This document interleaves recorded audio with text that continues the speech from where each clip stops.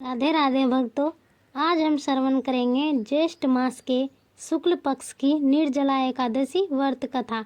इस एकादशी को भीमसेनी एकादशी भी कहते हैं और निर्जला एकादशी इस बार 7 जून को है। तो चलिए भक्तों, कथा श्रवण करते हैं। भीमसेन बोले, हे महाबुद्धि पितामहा, मेरी बात सुनो। युधिष्ठिर, द्रौपदी, अर्जुन, नकुल, सहदेव ये एकादशी को कभी भोजन नहीं करते। वह मुझसे नित्य कहा करते हैं कि हे भीमसेन, तुम एकादशी को भोजन मत किया करो।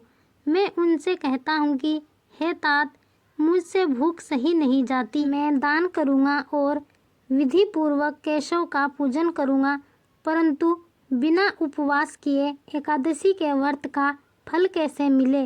भीमसेन का वचन सुनकर व्यास जी बोले, जो तुमको स्वर्ग अत्यंत प्रिय है और नरक बुरा मालूम होता है, तो दोनों पक्ष की एकादशी को भोजन नहीं करना चाहिए।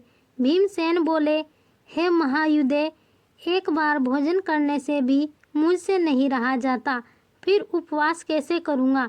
हे महामुने, वक्र नाम का अग्नि सदा मेरे पेट में रहती है। जब मैं बहुत सा अन्न खाऊं तब वह शांत होता है। हे महामुनि, मैं एक उपवास कर सकता हूँ जिससे स्वर्ग मिल जाए। उस एक व्रत को मैं विधि पूर्वक करूँगा, इसलिए निश्चय करके एक व्रत बतलाइए जिससे मेरा कल्याण हो।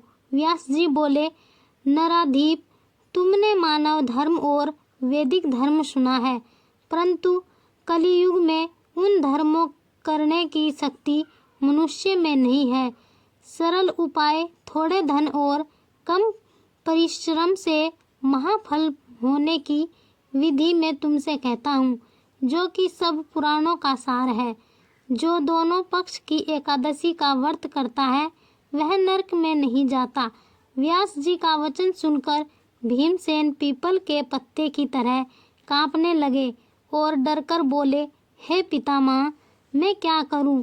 मैं उपवास नहीं कर सकता, इसलिए हे प्रभु, बहुत फलदायक एक ही व्रत को मुझसे कहिए। व्यास जी बोले कि वृष व मिथुन के सूर्य में ज्येष्ठ मास में शुक्ल पक्ष की एकादशी है, उसका यत्न पूर्वक निर्जल उपवास करना चाहिए। स्नान और आचमन में जल का निषेध नहीं है। माँ से भर स्वर्ग का दाना जिसमें डूब जाए उतना ही जल आचमन के लिए कहा गया है। वही शरीर को पवित्र करने वाला है। गौ के कान की तरह हाथ जोड़ करके माँ से भर जल पीना चाहिए। उससे थोड़ा या अधिक जल पीने से मदिरा पान के समान होता है और कुछ न खाए नहीं तो व्रत भंग हो जाता है। एकादशी सूर्योदय से दूसरे दिन के सूर्योदय तक जल पान न करें। ऐसा करने से 12 महीने की एकादशी का फल उसको बिना यत्न से मिल जाता है। फिर द्वादशी को सवेरे निर्मल जल में स्नान करके ब्राह्मणों को जल और स्वर्ण का दान करना चाहिए। फिर व्रत करने वाला कृत होकर ब्राह्मणों सहित भोजन करे। हे भीमसेन, इस प्रकार व्रत करने से जो पुण्य होता है उसको सुनो। साल भर में जितनी एकादशी होती है उनका फल इस एकादशी के व्रत से करने से मिल जाता है, इसमें संदेह नहीं है। शंख चक्र गदाधारी कृष्ण भगवान ने मुझसे कहा है कि सब धर्मों को छोड़कर मेरी शरण में आओ। एकादशी को निराहार करने से मनुष्य सब पापों से छूट जाता है। कलयुग में द्रव्य दान से शुद्धि नहीं है, स्मार्त संस्कार से भी सद्गति नहीं होती। इस दुष्ट कलयुग में वैदिक धर्म भी कहा है। हे वायुपुत्र, बार बार विशेष क्या कहूँ, दोनों पक्ष की एकादशी में भोजन न करें। ज्येष्ठ के शुक्ल पक्ष की एकादशी में जो फल मिलता है उसे सुनो। सब तीर्थों से जो पुण्य होता है और सब दान करने से जो फल होता है, हे वरकोदर, वह फल इस एकादशी का व्रत करने से मिल जाता है।